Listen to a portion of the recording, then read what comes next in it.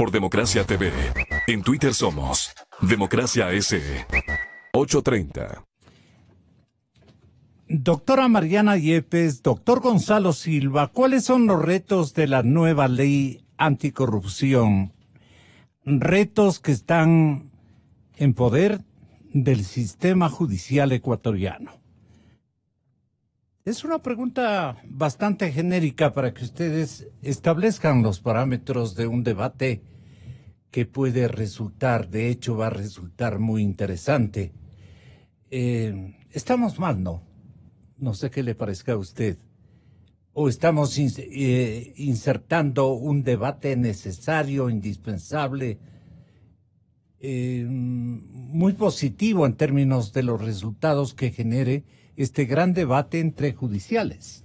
Es decir, entre juristas quiero manifestar. Muy buenos días a ustedes. ¿Por dónde comenzamos, doctora Mariana Yepes? Muchas gracias por la invitación. Exfiscal, honor tenerlo acá. Muchísimas gracias. Y un saludo también para el doctor Silva, con quien voy a compartir esta mañana, y un saludo a todos los radioescuchas. Dice que es un gran reto. La inquietud es que es un gran reto el proyecto de ley en contra de la corrupción, o sea, un proyecto de ley orgánica anticorrupción que ha presentado el señor presidente de la República. Yo creo que es un buen intento, un buen proyecto, pero que debe ser enriquecido en la Asamblea con las propuestas de los asambleístas, porque me parece que no cubre todo lo que debería cubrir. Encontré de una revisión prolija, detenida, que he hecho de este proyecto, de este corto proyecto, encontré que existen 5 puntos o 6 puntos que son importantes para destacar. Primero, lo cual es plausible, que se ponga en una ley una acción conjunta entre las entidades públicas y la ciudadanía, los ciudadanos, para la lucha contra la corrupción. Eso es un tema, yo creo que es el tema más importante que contiene este proyecto.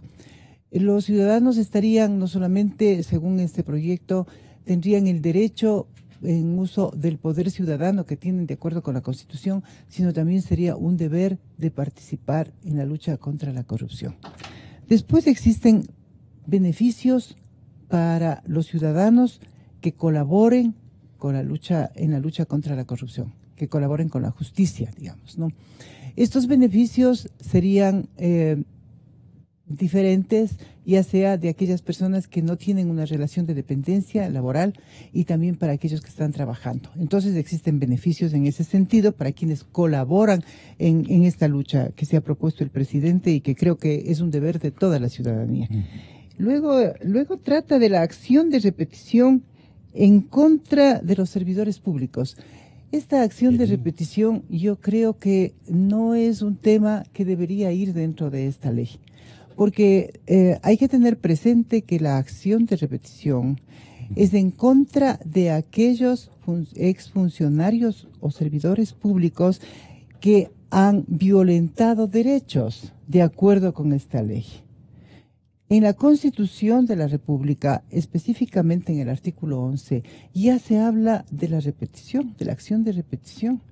Y cuando esta ley lo que hace es modificar la ley de garantías jurisdiccionales, pues está refiriéndose solamente a la violación de derechos. Lo que conoce la Corte Constitucional. En general debería ser, así como trae la Constitución. Entonces, ¿Qué ganaríamos con debería eso? relacionarse a todo.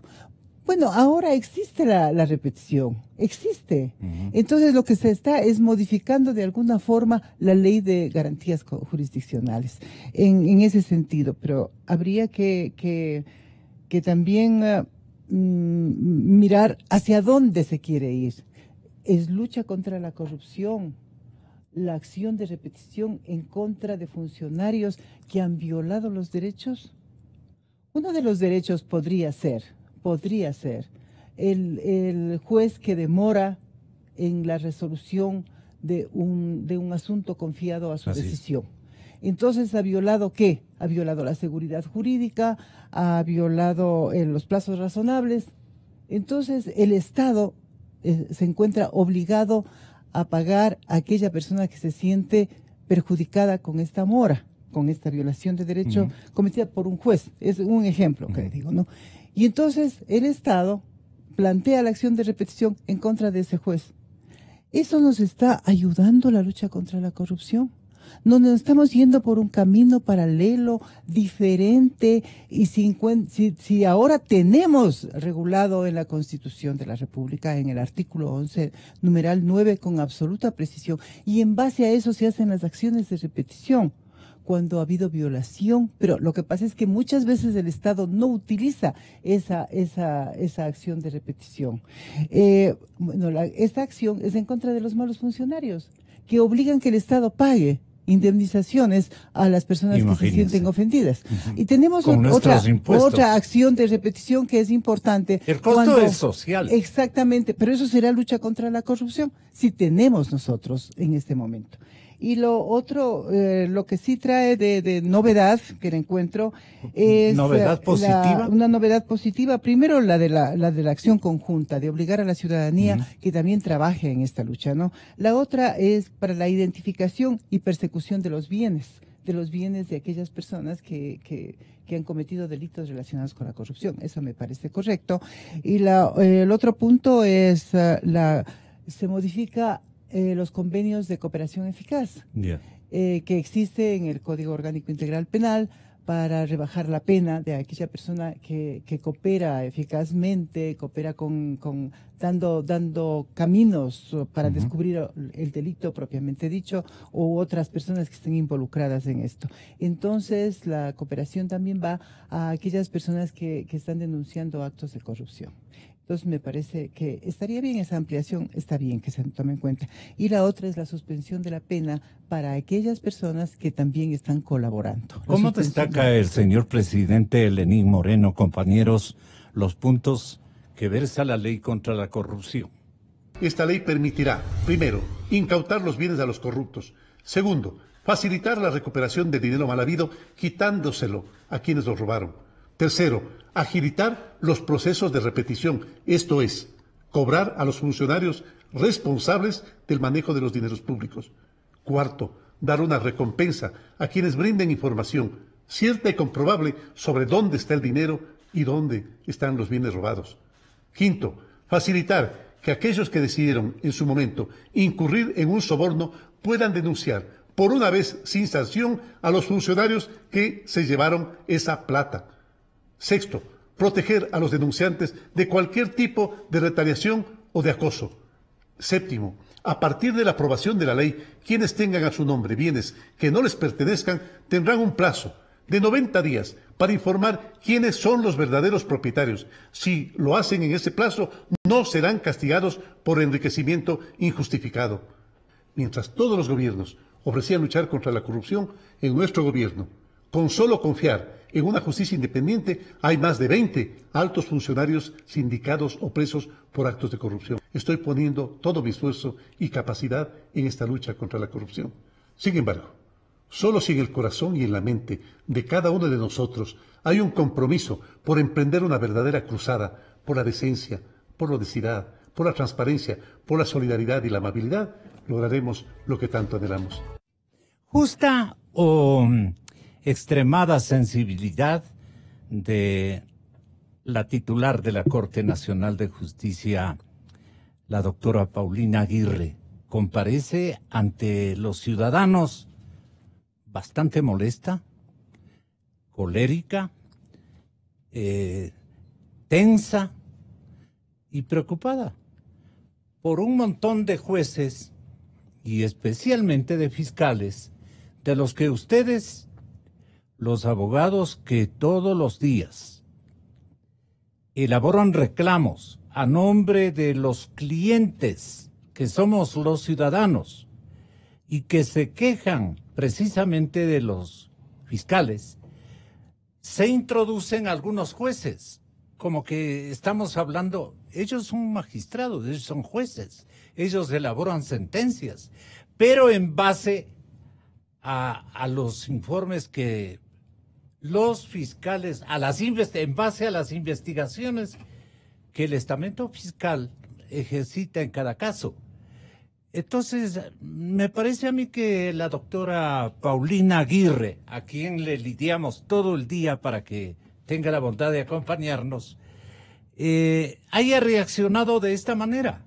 Demandamos el respeto a los derechos constitucionales que también protegen a los jueces, a su dignidad, a su honra y buen nombre, que por imputaciones genéricas vertidas a través de los medios de comunicación se pretende afectar.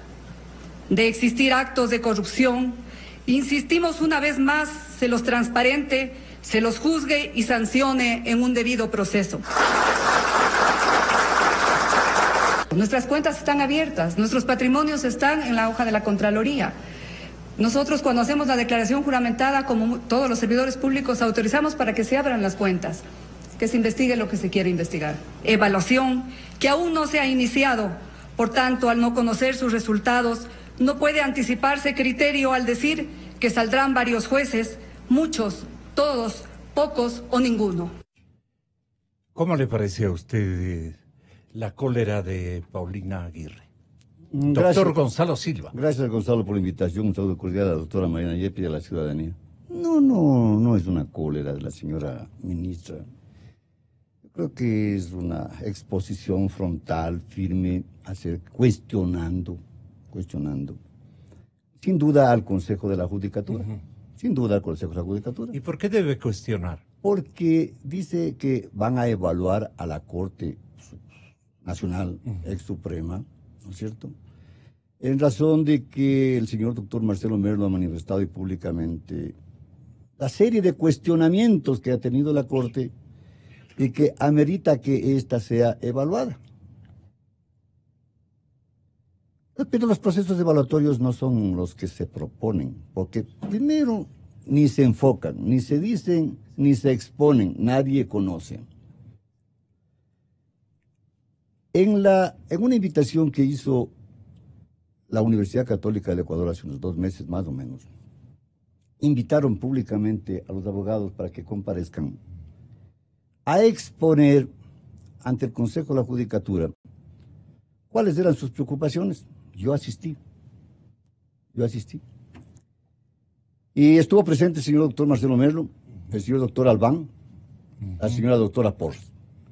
Y dije yo en los 2 minutos que me dieron, que me preocupaba si es que los señores integrantes del Consejo de la Judicatura tenían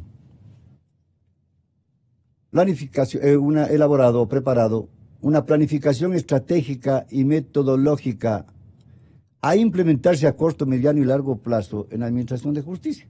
No contestaron. Si no tienen, ¿qué clase de procedimientos evaluatorios van a hacer a los otros integrantes de la Administración de Justicia? Todo esto es cuestionable.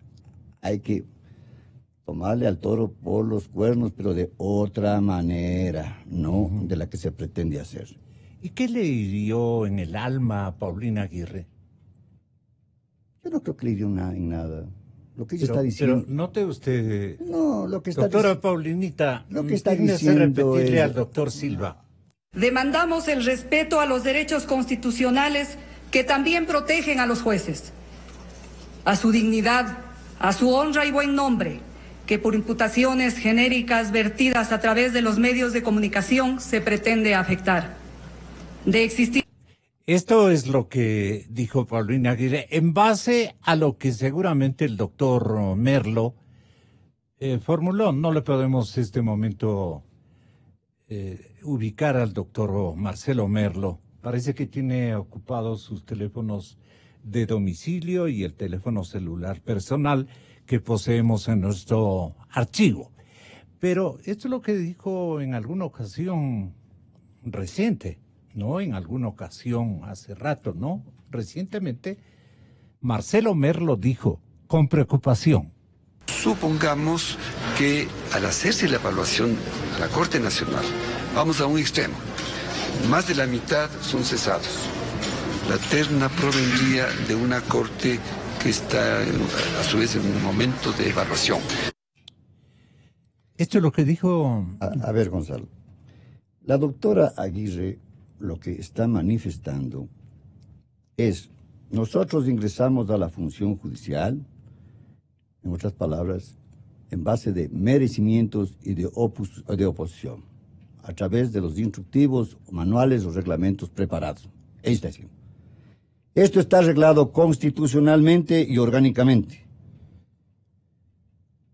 Entonces, si el artículo 181 de la Constitución, que tiene relación con el 228, habla que la Consejo de la Judicatura, en el punto 3, dirigir los procesos de selección de jueces y demás servidores de la función judicial, así como su evaluación, ascensos y sanción, todos los procesos serán públicos y más decisiones. Pero cuando toques. ¿Cómo es eso?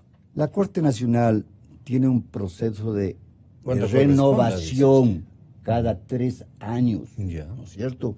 Y cada 3 años salen 7 y se renovan. Lo que sí sería bueno es que el Consejo de la Judicatura, ahora ya para lo futuro, pues considere que no solo los funcionarios judiciales tienen que estar en la Corte Nacional, jueces y fiscales, también los de la academia y también los abogados en el libre ejercicio, porque estamos vedados de llegar a la Corte. Eso ya es un desplazamiento. ¿Por qué dice que están vedados? Porque no hay un solo abogado en libre ejercicio que esté en la Corte Nacional, que haya llegado últimamente, por los procesos. Porque no tienen los puntos que se requieren, como calificaban, como prepararon, para ingresar. Entonces, estos problemas son de tracto. Además de Tal esto, vez la academia les convierte en miopes. yo creo En cambio que los más experimentados no tienen chance porque no tienen academia o puntos que les nutra la es academia. lo que usted dice. Si uno no tiene Con sentido cátedra, común pienso pero yo así. lógico, si uno no tiene cátedra, no es maestro o profesor en materias, Claro. en la universidad o en posgrados, no tiene este puntaje, pues ya está usted restado de la posibilidad, ¿no es cierto? Parado, en otras palabras. Si usted no está en la función judicial a nivel de jefe, de juez, o sea, o en unas direcciones como lo crearon estos pero reglamentos eso está mal, permisivos, pues, no. pero por supuesto, estos reglamentos permisivos que lo hicieron, esto es lo que sin duda se está cuestionando, ¿no es cierto? Para el ingreso, ¿no? Porque eres jefe de tal parte, un punto, Sí, 10 sí, años, sí, 10 sí. puntos. El Sí. pobre que no ha llegado a ser funcionario público no tiene 1. Entonces ya está. Pues, ¿no es cierto? Pero es un experto. Es mucho más conocedor inclusive, Claro. ¿cierto? Pero bien, Gonzalo, dejemos que esto camine. Ahora fuimos invitados para el problema anticorrupción, ¿no es cierto? Sí. La señora doctora Yepes ya manifestó y con claridad. Tal vez alguna cosa que quiera la ex fiscal general aclarar o ubicar como punto de vista respecto del primer tema. Respecto del tema anterior que mencionó, que se estaba tratando sobre la posición de la presidenta de la Corte Nacional, y yo creo que es una posición muy justa y equilibrada. El ser presidente o presidenta del máximo organismo de administración de justicia de un país no solamente es para representarlo socialmente o políticamente, es también para defender los intereses de quienes ejercen el sagrado deber de administrar justicia judiciales, sí. y sobre todo del máximo tribunal.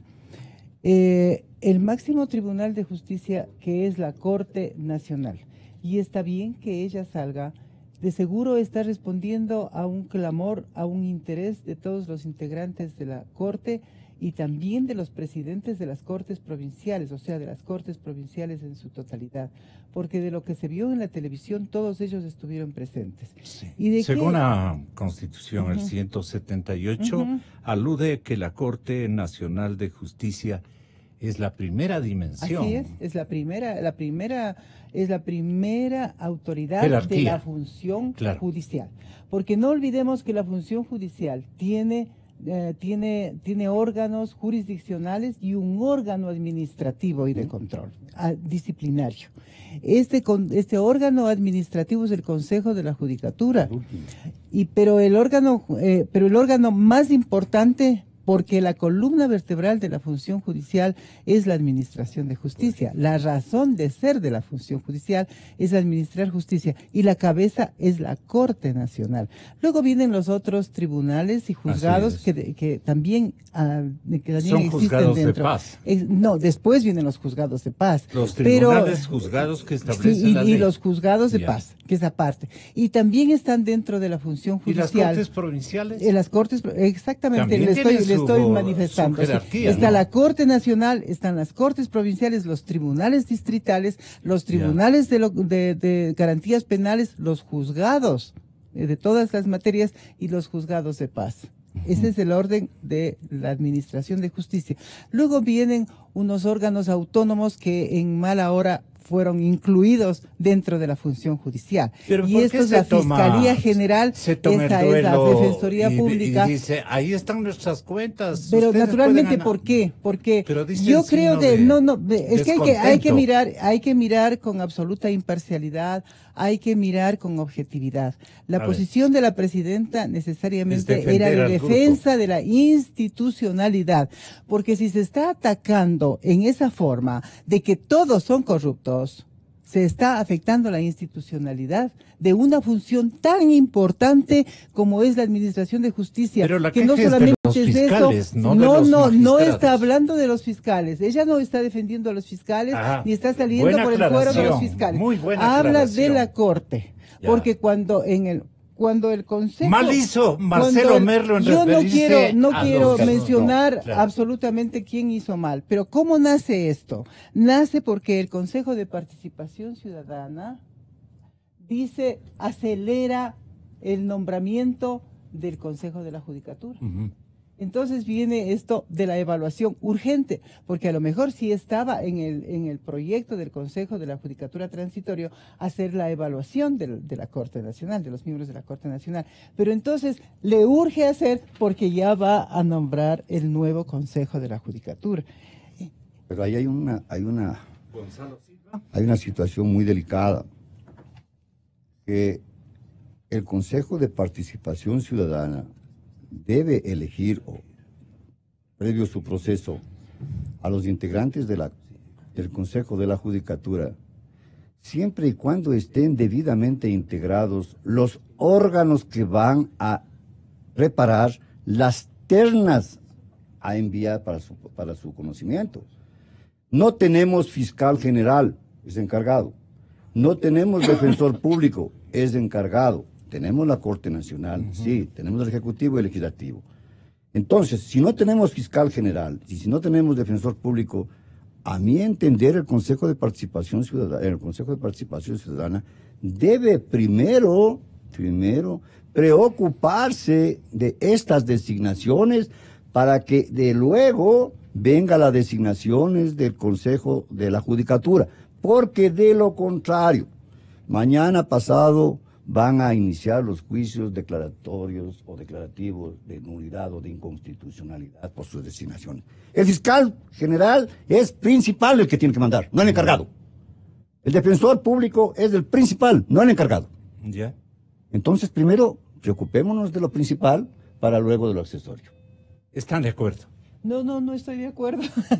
Realmente no estoy de acuerdo. Porque si está nombrado encargado el fiscal general y ejerce funciones tan trascendentes como el ejercicio de la acción penal, como la dirección de las investigaciones, como ser la columna vertebral de un proceso penal, ¿por qué no puede cumplir una función de estas que simplemente enviar una terna? Ya, pero yo quisiera llegar al otro tema que me parece que es importante. La evaluación que hará el Consejo de la Judicatura de los integrantes de la Corte Nacional, ¿qué fines tiene? ¿Tendrá fines de renovación? ¿Le faculta a eso renovar cuando el periodo todavía está vigente? Tiene una persona, un juez de la Corte Nacional, y como cualquier otro funcionario, saldrá cuando cumpla su periodo o cuando habiendo denuncias o actos inadecuados se le siga un sumario administrativo y haya mérito para la destitución. Pero la evaluación será el camino para llegar a la renovación. Eso habría que ver. Hoy de mañana le escuché al doctor Merlo que decía que van a venir unos expertos en materia penal para las evaluaciones. ¿Qué es lo que van a evaluar? Yo me pregunto, los expertos, que creo que son unos tratadistas españoles, ¿qué van a evaluar? ¿Van a evaluar las decisiones de los jueces? Eso es una intromisión en la independencia del juez. ¿Que van a evaluar conocimientos de los jueces? ¿Les van a hacer preguntas? ¿Para qué? Evaluar los formatos. No sé, ¿para qué? Los Porque lo que he procedimientos. he escuchado es que existe dos situaciones. Pero la una es de no nos legitimidad. contesta Marcelo Merlo. La una es de legitimidad y la Nosotros otra queremos, es de ética, hacerle ¿no? intervenir. En cuanto se refiere eso es lo que decía la doctora Aguirre, que las cuentas están abiertas porque les van a examinar las cuentas. La Contraloría va a examinar y también la unidad de investigaciones va a examinar las cuentas. Y ya, entonces, pero eso está abierto, se puede examinar las cuentas. O sea, como quien dice, es un documento público que todos los funcionarios Da a públicos lo entender que tienen. todos están Exacto. descalificados. Esto no Entonces, está por bien. esa razón es la respuesta. Pero yo sí quisiera, me parece que todos los abogados saber cuál es la tendencia, para qué son las evaluaciones. ¿Son para qué? Para retirar a los jueces de la Corte Nacional, no se puede saber, si producto de las evaluaciones. Y también la llegada de los expertos en materia penal. ¿Solamente van a ser evaluados los penales con estos expertos y las otras materias? Entonces, a mí me parece que todavía está en proceso de desarrollo unos temas, acciones. los temas de evaluación, los parámetros de evaluación. Ya. Sí. Está en proceso. Por no decir en pindingas. Nada. Vamos entonces con el tema de la anticorrupción. Los dos proyectos que reúnen, doctor Silva, según usted. Bueno, De bueno y de malo, ¿no? vamos a hablar de todo. El proyecto elaborado por el Congreso Nacional, o la Asamblea Nacional, remitido a la Presidencia de la República y que fue objetado totalmente, no fue objetado parcialmente, porque de parcial hubiese regresado pues, un tiempito más y se aprobaba, ¿no es cierto? Implica de que no se puede tratar esta ley sino después de un año, pero esta ley en su conjunto, hay disposiciones internas que pueden tratarse ya directamente por la Asamblea Nacional. Bien, por un lado. Se envía un proyecto, a mi entender, alternativo con el mismo fin, anticorrupción, y así se le escuchó al señor presidente de la República. Sí. Pero este proyecto o esta obra que se remite no debe criticarse por lo que en ella no hay,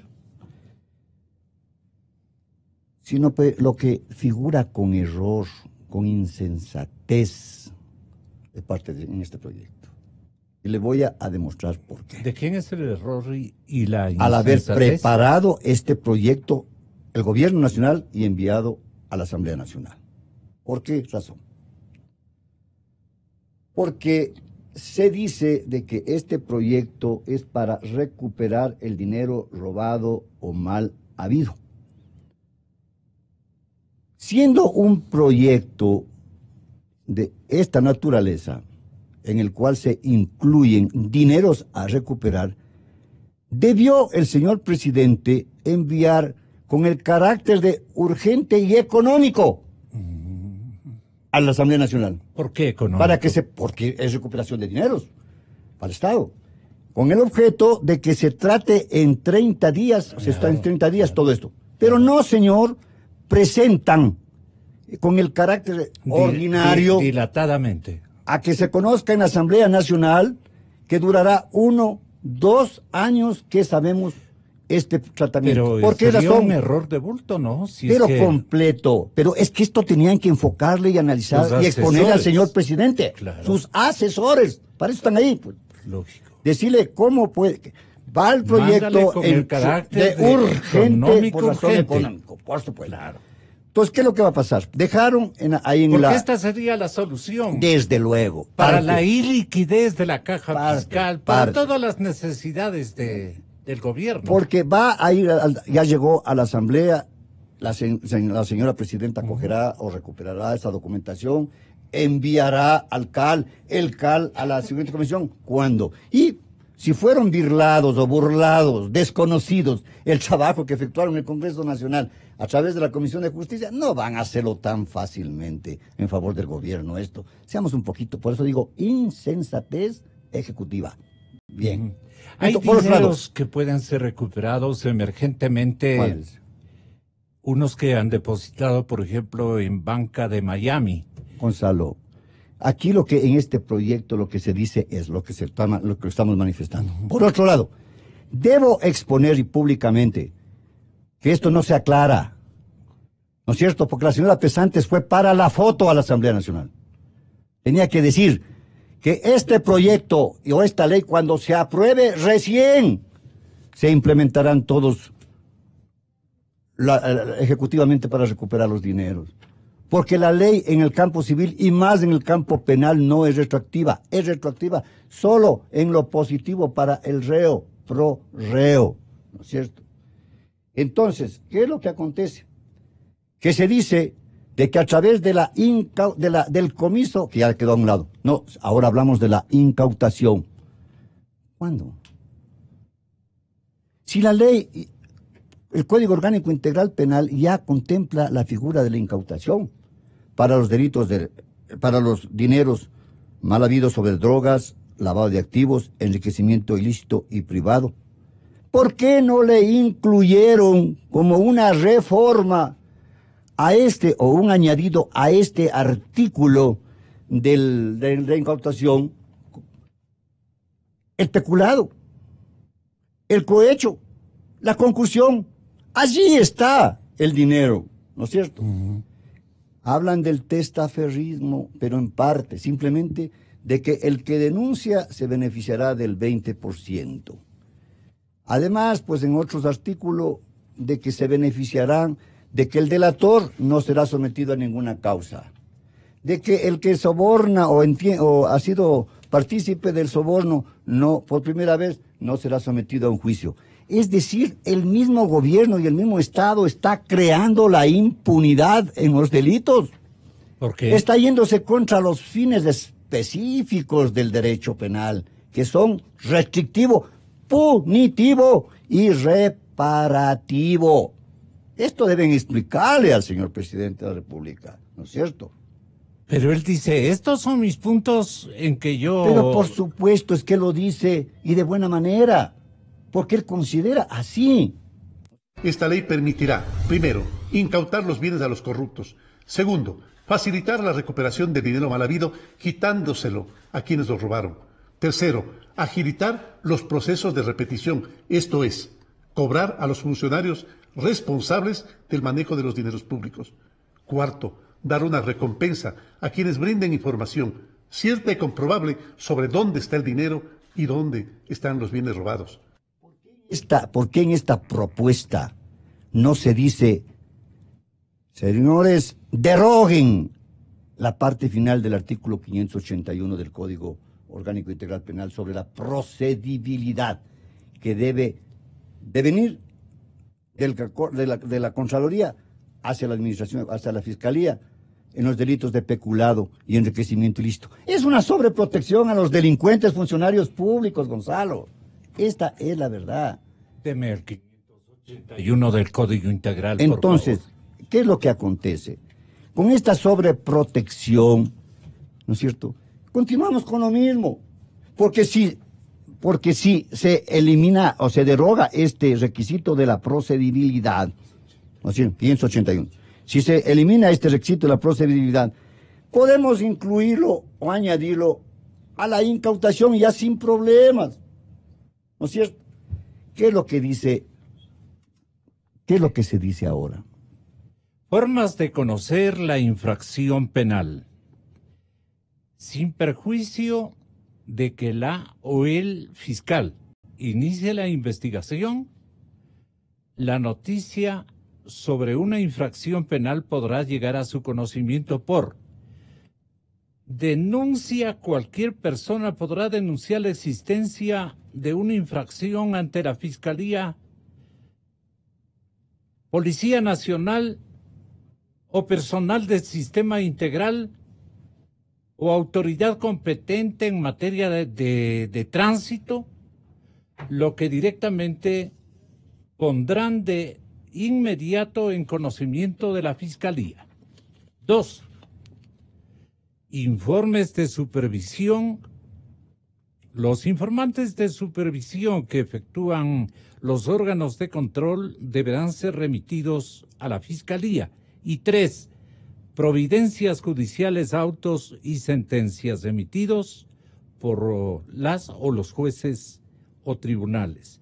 Para el ejercicio de la acción penal por los delitos de peculado y enriquecimiento ilícito, constituye un presupuesto de procedibilidad que exista un informe previo sobre indicios de responsabilidad penal emitido por la Contraloría General del Estado. Ahí está. Entonces, si se enviaba un proyecto de ley en el cual se elimina se deroga la procedibilidad. Procedibilidad. O sea, un requisito previo. Primero infórmame vos y a punto. Ya. Entonces, con ese requisito de procedibilidad eliminado, pues pensar en los jueces de ejecución. Pensar en los jueces de ejecución a través de una reforma al Código Orgánico de la Función Judicial, en el cual se establezca a estos jueces de ejecución los únicos competentes por la unicidad jurisdiccional que está en la Constitución, que se encarguen de cobrar todos los dineros que están ahí, en glosas, en la Contraloría, sobre 600 millones de dólares. En el SRI, etcétera, sobre 4.000 millones de dólares están repartidos en diferentes instituciones, riéndose, sin cobro, cuando pueden designar jueces de ejecución. Esto es lo que hay que hacer, ¿no es cierto? Y no lo hacen. Esto no le han dicho al señor presidente Moreno. Ni le toman en cuenta para estos particulares, ¿no es cierto? Pero no les debe interesar en el Palacio Presidencial a algunos... Pero como si escucha el señor presidente... asesores. No, el señor presidente sí escucha esto. Esto sí escucha. A ver, dígale de nuevo al señor presidente, doctor Señor Silva. presidente, si usted quiere recuperar dinero, Eso. ¿no es cierto? Este rato. Más rápido. Disponga que se elabore un proyecto de ley con el carácter de urgente, que se envíe a la Congreso Económico Nacional, urgente, porque para que tenga la convalidación de emergencia. Para que se incorpore una disposición, creando los jueces de ejecución en el Código Orgánico de la Función Judicial, que sí lo porque esos dineros están riéndose. Entonces, estos jueces se encargarían por la unicidad judicial a recuperar los millones de dólares solo en la Contraloría. Hasta hace años estaban más de 600 millones de dólares. ¿Y por qué no en me el dijeron, SRI, en el IES, en la Corporación Financiera Nacional, etcétera? ¿No es cierto? ¿Por qué no me dijeron esto? Debería decirles o reclamarles el primer mandatario, doctora, si es tan amable usted, de opinar sobre lo mismo. Mariana Yepes, ex fiscal general de la República. Yo creo que la ley orgánica, el proyecto de ley orgánica anticorrupción y protección del denunciante, que así se denomina, porque hacia eso se orienta. Es un proyecto sumamente corto que tiene únicamente 9 artículos, si no me equivoco. Sí. 10 artículos. Este proyecto es incompleto. Yo creo que puede ser enriquecido con los aportes de los asambleístas. Existe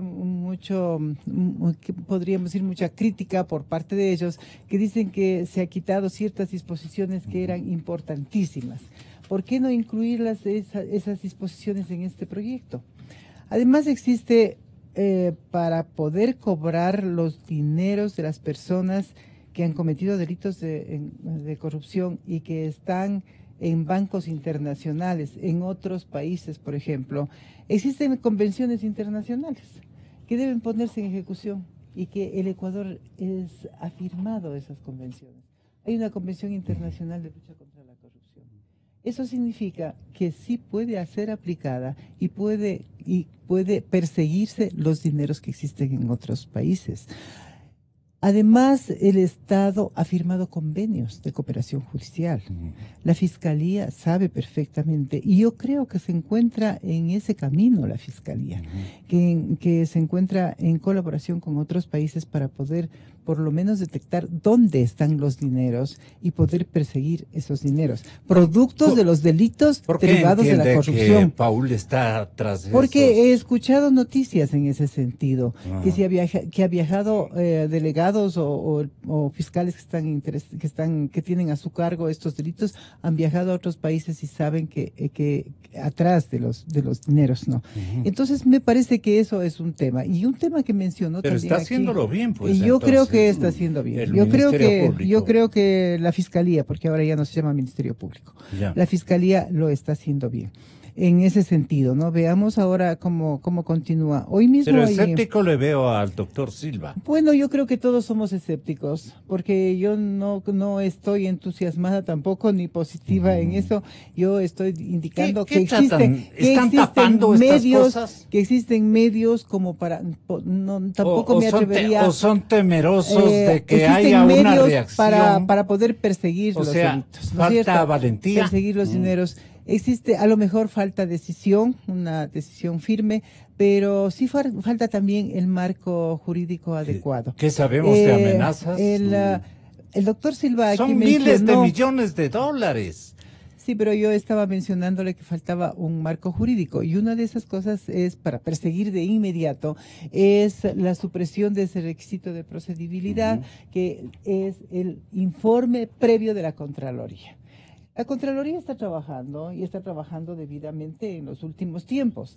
Ha presentado sus criterios, ha presentado sus informes, Procedibilidad. pero sucede que la Fiscalía no puede actuar por su propia iniciativa cuando tiene conocimiento de estos hechos como peculado o enriquecimiento ilícito, mientras la Contraloría no presente un informe. Eso fue una interpretación que dio la Corte Suprema en la época en Del que año estaba, 2010, sí, que ya para estaba, proteger a los que ya sinvergüenzas. estaba el gobierno de Correa. Y entonces, ¿para qué se hizo eso? Precisamente, como dice el doctor Silva, para proteger a los funcionarios públicos, ¿no? Entonces, debe venir un informe de la Contraloría. Todos sabemos lo que ha pasado con la Contraloría en esa época, ¿no? Entonces, los informes no fueron Carlitos Poli. presentados, no fueron Hay que- presentados oportunamente. La Fiscalía no podía hacer nada, sobre todo tratándose de enriquecimiento ilícito. Hoy continúa ese problema. Lo grave es que esa decisión de la Corte interpretativa, porque la Corte Suprema y la Corte Nacional tienen funciones de interpretar lo oscuro, no de legislar, Pero no está de como añadir, norma. pero eso puso una norma En esto limitante. intervino la señora fiscal, que la señora eso, procura- que la eso señora no fue. asesora del señor presidente de la República. Y entonces eso fue incluido en el COIP y ahora es ley. No solamente es una interpretación, debería ser modificado, debería ser derogado aquello, ¿no? Porque para el enriquecimiento ilícito, sobre todo, el enriquecimiento ilícito, existen muchísimos. Yo en este momento sí quisiera mencionar ¿Usted cree algo. que tal vez le desinformó, le mareó un poco Pero- la asesora Mire, al señor presidente? la señora Pesantes trabajó desde hace años en estas situaciones jurídicas, y yo tengo todos los preparados, todos, del Código Orgánico Integral Marianita, Penal. ¿qué es lo que quería usted decir? Perdone por haberle interrumpido. Discúlpeme.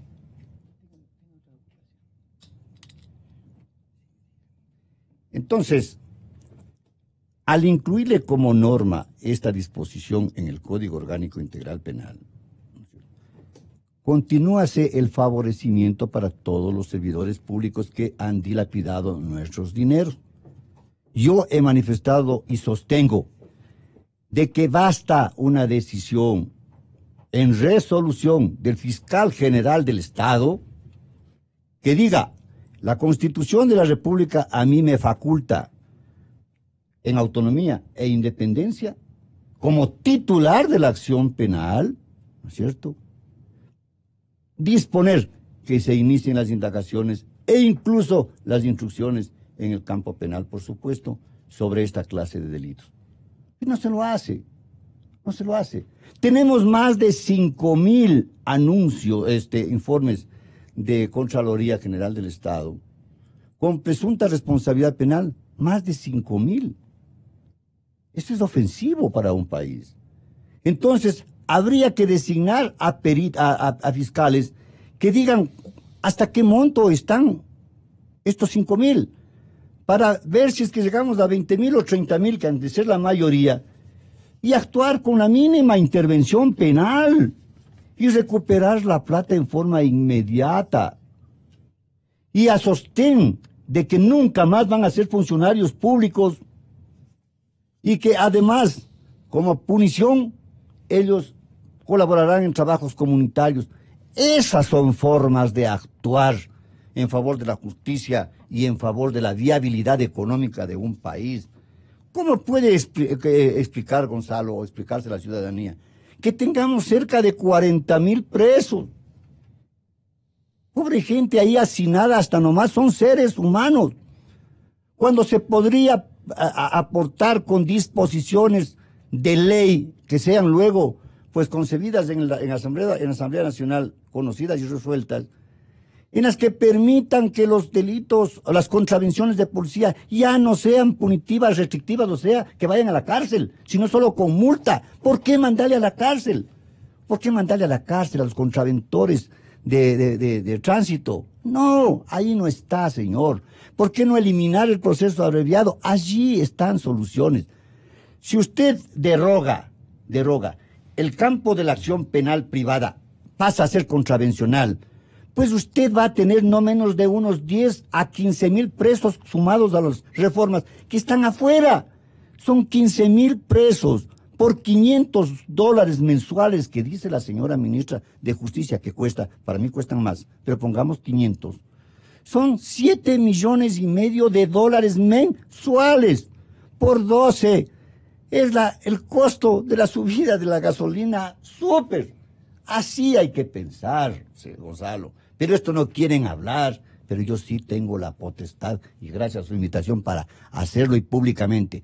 Yo puedo estar equivocado en muchas cosas porque mi criterio no es infalible, pero sí es razonado, sí es fundamentado, sí es motivado, en razón de la lógica que impone a los seres, a los penalistas, al sentido común y a la experiencia que tengo en estos campos. Muchas gracias, doctor Silva. Muchas gracias a Mariana Yepes. Señoras y señores, hasta mañana.